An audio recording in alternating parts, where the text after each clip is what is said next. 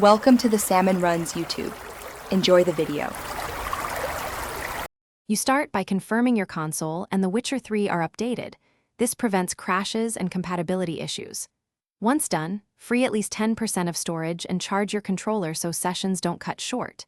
Make a backup of your save if you plan changes or mods. It's a simple insurance step. Next, launch the game, load a reliable save, and open Options right arrow gameplay to set difficulty, HUD, and target lock. This optimizes controls before deeper actions. You now master the core controls. Move with the left stick and control the camera with the right, aim with L2 or LT, and perform heavy/light attacks with R2 or RT. Make sure to monitor stamina because signs and sprints rely on it.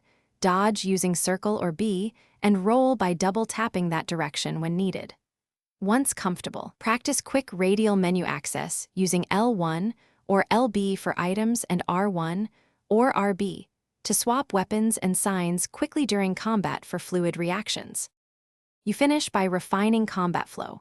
Start encounters with a Quen shield, close with fast attacks, and use Ard or Eodin to create openings.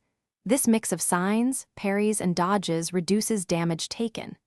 Make sure to apply the correct oil and equip mutagens tailored to enemy types. Preparation multiplies efficiency.